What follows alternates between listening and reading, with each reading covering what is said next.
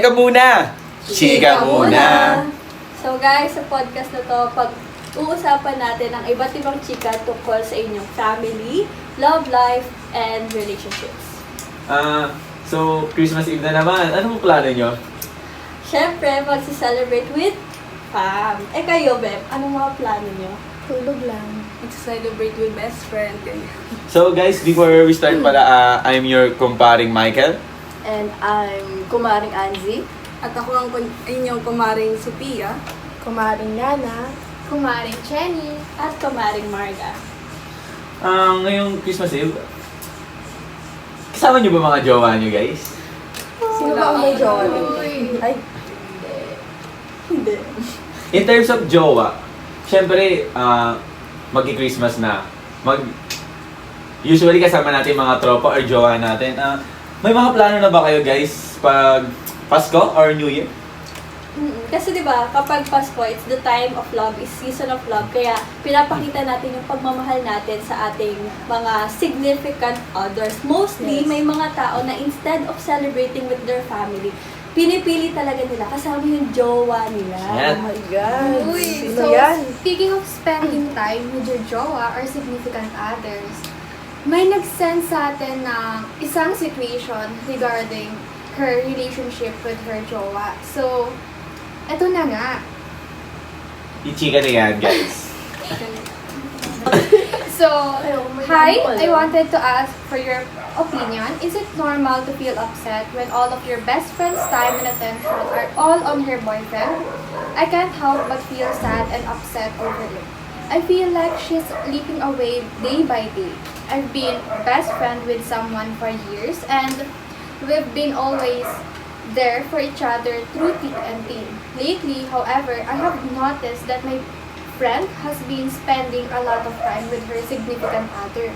And I have been feeling like our friendship has taken a backseat. I expressed to my friend that I'm feeling hurt and left out. And while I understand that their partner is important to them, I hope that they can find a way to prioritize our friendship as well. So, ano masasabi niyo sa situation na sinabi For me valid naman siya in a way na, syempre, yun pa rin nararamdaman mo. Kung nakakaramdam ka ng tampo dun sa friend mo, valid naman siya kasi matagal nga yung pinagsamahan, kagaya ng sabi niya.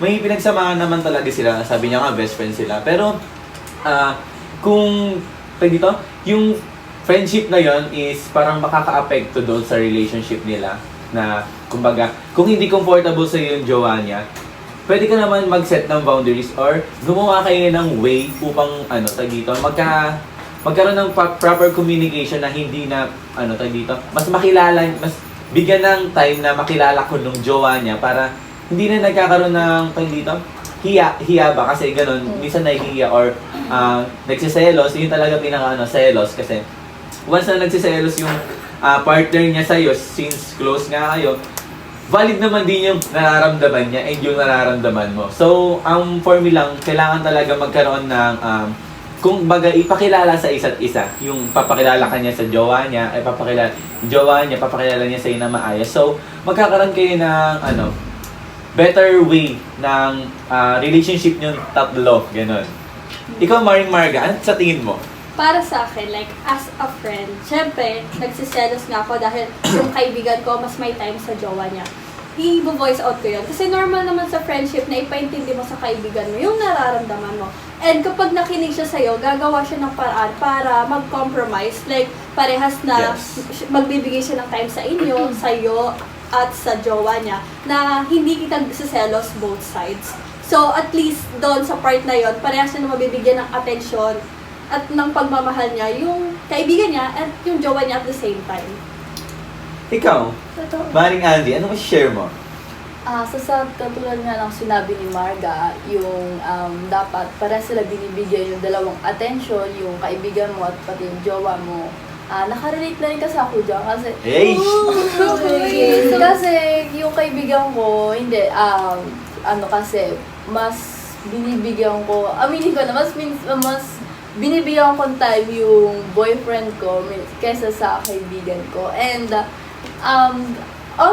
minsan, nagigilty din ako kasi, nag-aaya minsan yung mga kaibigan ko na maggala sa ganyan. And syempre, sumakdo pa na may may Gala. errands kami or gala kami ng boyfriend ko. And yun nga, iniiwasan ko rin minsan yung gano'n, yung pagtampuhan sa mga kaibigan. Kaya ang ginagawa ko is nakikipag-communicate na lang ako sa kanila. And syempre, bumabawi din ako sa kanila. Yeah. For example, Yes. sa araw na to, dito naman tayo gala, gano'n. Ikaw, Mariana, as a friend or as a jowa, may experience ka about that? As a jowa, meron. Kasi example, yung experience ko na mas pina-priority ko yung, katulad kay Ansi, yung boyfriend ko kaysa sa kaibigan ko. Kasi alam mo yun, iba yung mararamdaman mo pag kasama mo yung boyfriend mo. Kasi talagang iba yan kaysa sa kaibigan Mas mo. matimbang pa rin talaga kasi yung lovers kaysa sa friendship. Pero may time din na pinagbabawalan ako na makipagkaibigan Ayun lang yung makipag-meet sa kaibigan ko kasi mo? yes, kasi siguro baka magdulot ito ng na hindi maganda sa akin, na baka maghiwalay kami. May ganun na nangyayari kaya nag-explain naman ako sa boyfriend ko, tsaka binibigay ko naman lahat ng best ko para maniwala siya sa akin. And Tsaka Assurance, yes. walang kulang, talagang lahat binibigay ko. Yes At naman. least halos wala nang ako itira sa sarili ko para lang Yes, para binibigyan lang lahat. maibigay ko sa Naman. kanya. Kaya ayun. Ikaw, Mare. Dapat talaga i-explain mo mabuti sa kanya yan kasi experience ko yung best friend point of view. Alam na alam ko yan. Danas na danas. Tampon-tampon. Ano naman nangyari? Paano ba naman kasi meron akong best friend pero simula nung nagka-boyfriend siya, ayun na, hindi na kami nakakapag-banding na lagi namin ginagawa o kaya man lang mag-usap. Mag-usap naman kami pero usually yung usap namin is tumatakbo na lang sa relationship nila, yung pag-aaway nila, puro ganun. Hindi na tulad ng dati. Which is nakakatampo din sa side ko. Kasi Imbis na ba? Kasi, nakakatampo din kasi hindi niya nababalance yung relationship. Parang sa paningin ko, ayun nga, kagaya nung situation niyo, mas nauuna nila yung, mas matimbang sa kanila yung other relationship nila. Kasi nga, romantic yun. Pero, feeling ko dapat talaga i-balance niya kasi yung mapipil din namin. kasi sa naman, sa friendship naman, diba? Bawa, broken ka. Kahit gano'n naman kamali yung ginawa ng best friend mo, tatanggapin mo rin yan. Kasi masaya din At the end of the makita. day kasi, mas tatakbuhan pa rin yung mga Yes. kaibigan mo. Uy, so ako din may na-experience ako. Yan. Yan, ito na siya. Kasi siya, may best friend ako before. Talagang kinoconsider ko siya as best friend ko. Kasi wala pa akong masyadong friends nun eh. As in siya lang. Tapos, ang tagal ko siya naging kaibigan. Like, at first, ang ganda ng friendship namin eh. Talagang give and take. May time siya sa akin, may time ko sa kanya. Kaso dumating sa point na nagkaroon siya ng boyfriend niya.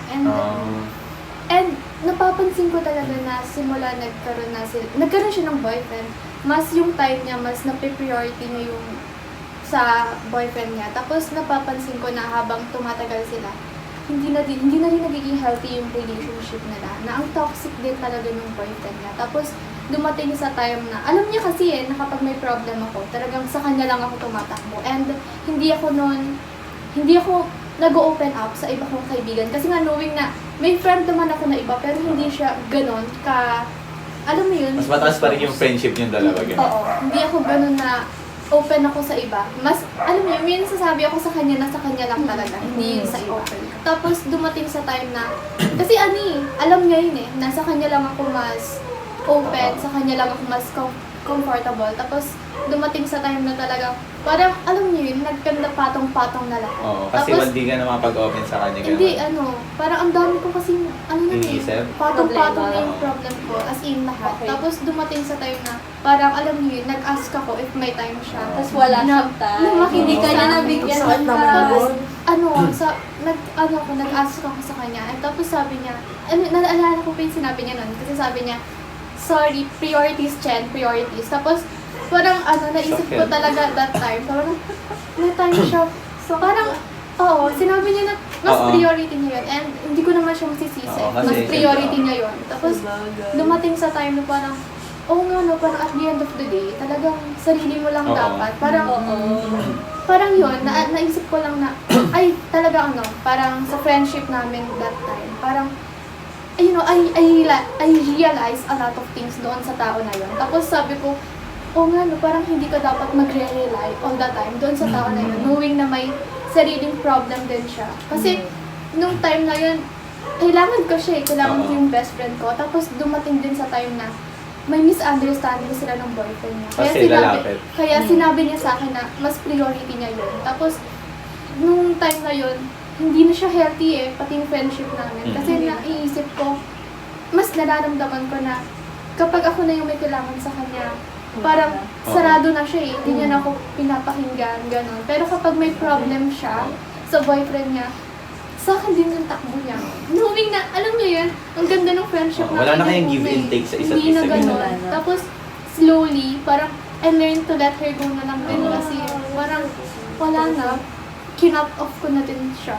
And, friends kami, pero hindi na katulad ng Oo, dati. hindi na, wala Hindi na na siya yung ganun. level ng friendship na, Parang- yung closeness niyo, wala na. Silent cut off na lang din yung nangyari. Tapos, civil na lang din ako sa kanya. If kailangan niya naman ako, lagi naman ako nandito. Pero ako, if kailangan ko ng isang tao, parang mas okay na ako sa sarili. Oo. Ayun yung mahirap dyan sa mga friendship na ganyan. Kumbaga, pag, tawag dito, kailangan nila tayo, nandito naman tayo palagi. Pero pag sila naman yung kailangan natin, hindi tayo makapag-reach out sa kanila kasi parang iba nga yung priority nila. Hindi naman natin sila masisisi kasi in love nga, ganyan. For example na lang, may friend ako. Friend kami since, childhood. Kalaro ko talaga simula bata. And, nung nagka-girlfriend siya, di na kami masyadong nakakagalab, mga tropa namin, ganyan. Na parang nagkakaroon ng tampuhan sa isa't isa kasi usually, pag may event ba, birthday ko, hindi na siya nakakasama kasi, ayaw daw siyang payagan ng jowa niya, ganyan. Parang, masakit lang for me na, nagagawa naman natin to dati, yung wala ka namang girlfriend, parang, anong mali? Kasi tayo-tayo lang naman, kumbaga, parang sobra yung, dito, binigay na boundaries ng girlfriend niya sa kanya. Hindi ko naman masisisi kasi kung hindi nga comfortable yung girlfriend niya, pero parang nakakatampo lang kasi parang, yung mga dito, yung mga bagay na ginagawa nyo together, hindi nyo na nagagawa kasi, naghihigpit. Naghihigpit. Hindi ko alam kung bakit naghihigpit na in a way na sobrang parang higpit na nakakasakal na. Pero nakakatampo lang kasi, kumbaga, dati sinasama ko kayo sa mga family outing namin. Ngayon, hindi na talaga kami nakakalabas. Ang pag nagkikita kami, parang normal friend na lang na, kamustahan, pero hindi na kami nakapag-bonding. Parang, yun dahil nga nagka-girlfriend siya and hindi ko naman hindi ko rin masabi kasi parang pag sa lalaki kasi mahirap magsabi ng ganun na parang pag lalaki ka kasi parang hindi ka dapat emotional kaya kailangan strong ka lang, parang ang masasabi ko lang sa kanya parang pabiro na lang, uy hindi ka na nakapunta sa amin na ganyan, kamusta ka naman, ganyan, parang kamusta ka na lang, normal na lang, ganyan. Tapos one time nag-break sila ng girlfriend niya that time, tapos lumapit siya sa amin, tapos nag-inuman kami, mga tropa namin. Tapos parang nag-open up siya sa amin na gano'n na sakal na daw siya. Kumbaga, yung alam mo yung feeling na yun na nga lang yung bonding nyo, about sa relationship pa rin nila yung yung topic, ganyan. Parang bihira na lang ay makabanding, about pa rin sa relationship nyo, hindi nyo ba patakasin sa ganyan. Pero nung nagsabi naman siya sa akin yun na mahal lang daw talaga niya yung girlfriend niya. Kumbaga, lahat ng, kumbaga kung uncomfortable yung girlfriend niya sa mga gagawin niya, binibigyan niya talaga doon yung lahat ng best niya, ganyan. Pero, kailangan talaga sa ganyan, sa relationship, balance eh. Balance na talaga tayo. Kaya, mas okay na rin na nag-break sila ngayon. Parang kasi, totoo lang, kasi mas nakakasama na namin siya, ganyan. Parang, nakikita ko sa kanya na mas, ngayon pa lang siya ulit nakakapag-enjoy kasi dati, usually sila lang dalawa, sa mga mailing niya, sila lang dalawa gumagala. Gala nila parang, di naman sa mga sisisi na parang, lungkot mo kasi hindi mo naman kami kasama kasi ganun. Kasi pagkasama niya talaga ako, syempre close kami, ganyan. Yung parang iba talaga yung tawa nyo together pag alam niyo yung mga humor nyo sa isa't isa. Parang may iba kayong, humor na parang may nakakita yung nakakatawa, kahit hindi nyo pa, wala kayong sinasabi, natatawa na kayo. Kumbaga yung bonding na gano'n na hindi nyo naman nararanasan sa girlfriend niya dati. Ganyan. Ikaw, Mare. Kasi, ganun talaga yung hirap once na in a relationship ka na, masyado kang nagpo-focus dun sa other significant other mo. Kasi nga, syempre in love, di ba? Which is sometimes a bad thing din kasi hindi mo na nabibigyan ng priorities yung iba mong mga kaibigan. Katulad ng kaibigan ko na Ay, kilala ko to eh. sino yan? Parang Yung kilala kaibigan ko. ko na, alam niyo yun, wala siyang time, like, kada uwian, nag-bonding kami with friends, tas siya, wala. Kasi nga, kasama niya yung jowa niya, which is understandable naman. Pero ang pangit kasi na, hindi siya nagkakaroon ng time sa amin, kasi nga, focus siya sa jowa niya, dahil nga, yun, in love sila sa isa't isa, diba? Pero, once na nag-break sila, sa inyo syempre, lalapit. sa amin din naman lalapit. Kaya, as a friend, masakit, katulad ng sa situation na binasa mo, ang sakit no na andyan lang sila pag kailangan kanila, pero kapag ikaw yung may kailangan sa kanila, wala sila. Eh, hindi mo rin naman sila masisisi kasi hindi mo pa naman nararanasan yung pagiging in love. So, mahirap hindi kasi, masasabi, mahirap diba? magana. Di ba naman natin na yung papasok sa relationship, hindi natin maranasan yung pog na ikaw naman papapiliin na Oo, kung diba? jowa mo ba or mga kaibigan mo. Pero pag ganyan, okay lang din naman magkaroon siguro ng kasi hindi naman lahat talaga iikot lang between sa inyo ng jowa mo, 'di ba? Naranasan ko din yan dati, may parang hindi naman siya talaga, parang talking stage lang gano'n. Hoy! MU, ganyan parang, syempre pandemic, ganyan, parang lang, landi-landian, ganyan. So, syempre, lagi kami magka-call, kasi kami nun, syempre, pandemic, bawal lumabas. Nagka-call kami palagi, and yung bonding namin nanonood ng ganyan-ganyan. Tapos, parang minsan nagagalit siya sa akin na, parang magniyaaya ako ng mga kaibigan ko na, tara, labas naman tayo, ganyan-ganyan. Parang, nagtatampo siya sa, baliktad naman tayo, yung jowa, yung parang, kailan di ako naman nagtatampo kasi ganun niya. Parang, sabi niya, di ka na tayo nakapag, di na tayo nakapaglaro, ganyan. Parang, parang ang random nga ng tampo niya. Kumbaga, hindi naman valid yung pagtatampo niya. Sabi ko, minsan lang naman ako lumabas with friends ko, ganyan-ganyan. Pero syempre, in love ka, syempre, may ganun ka. Ano ba pag pinlove? Oo, ganun yun. Parang yun sila Carissa, sila Bel, yung di na kami dati. Yung kilala nila to hanggang sa parang feeling niya na hindi ko na siya napaprioritize. Pero lahat ng time ko naman nabibigay ko sa kanya. Tapos sila Bello din, minsan nagtatampo na sa akin kasi nga hindi na kami nakakagala together, ganyan-ganyan. Tapos yun na lang, yung parang napagod na siguro siya na ganyan yung setup. Hindi, lahat naman ng yung best ko naman binibigay ko sa kanya. Tapos naghanap pa rin siya ng iba. Tapos, yun, tawan-tawa sa akin sila Bello nun na parang, naman pala, ganyan naman pala sabi ko sa iyo, di ba? Diba? Hindi worth it yung mga, inaaway ko pa sila sa nun kasi parang pinagtatanggol ko siya sa mga kaibigan ko na, okay naman kami, ganyan-ganyan, kahit hindi talaga, pinagtatanggol ko siya, pero nung, nahuli ka na, yun na, parang, Di ka ba hinayang kasi hindi naman. nasayang yung oras mo sa... Di ba? Instead na bonding time with friends, sa kanya napunta, tapos nagloko naman. Hindi naman, kasi for me, experience pa rin yan. Experience Sa lab kasi, kumbaga, kung e-enter ka man sa next relationship, ano man yung gagawin mo? Kumbaga, dapat, sa relationship, mababalance mo talaga yung time mo sa friends mo, sa family, sa jowa, ganyan-ganyan. Dapat mababalance mo talaga. And, kasi kung mga friends mo, syempre, kung tuloy mo mga kaibigan yan, yung bonding, andyan lang naman yan, magagawa nyo ulit yan together. Pero yung experience na parang ma-feel mo na may minahal ka ganun, bihira lang yan di ba? Ikaw, Mare. Paano naman? Kung, di ba nga sabi mo, experience mo na yun sa jowa mo. Paano naman kapag yung friends mo naman yun nawala? Kasi nga mas pinagtutunan mo naman ang pansin mo. Hindi, kung ganun, parang, doon mo rin, sa gantong situation, doon mo rin masusukat kung sino talaga yung mga tunay mong friends Kumbaga, kahit gano'ng kakatanga sa pag-ibig, parang kumbaga, andyan pa rin sila sa'yo kahit lang. Kung hindi ko alam kung kailan may mga gantong friend, yung parang may mga friends kayo na, kahit sobrang tagal nyo nang hindi nakapagkita, hindi nakapag-banding, pero pag nagkita ulit kayo, di ba? Parang kasaya nyo pa rin, parang okay na okay pa, nandun pa rin yung closeness nyo. Ayun yung parang makikita mo, marirealize mo na may mga ganito pa rin talaga mga tao. Kumbaga, may mga friends pa rin talaga na ganun sa atin. Kumbaga, naiintindihan tayo kahit anong gawin natin. And sabihin natin na yun nga, nagkakatampuhan. Pero andun pa rin yung closeness sa isa't isa kasi nga, dito, yung pinagsamahan nyo, hindi na mabubura. Kumbaga, magka-jowa ka man or hindi. Parang, andito pa rin ako para sa'yo kahit man naman doon. So, ayun, bigay na namin namin yung kanya-kanya naming point of view doon sa situation. At ito lang yung may iwan namin na payo sa inyo na at the end of the day, you have to compromise na kailangan mong ipaintindi doon sa dalawa, sa partner mo and sa best friend mo, kung ano yung situation, and bigyan mo sila ng equal time and tatayo ka din ng boundaries na kung saan naiintindihan nila na hindi sila magsiselos kung sino man yung pipiliin mo sa dalawa. So, hopefully, na-enjoy na yung chika namin. Daming learnings, ang daming kwento. Sana nag-enjoy kayo. So, bye guys! Bye!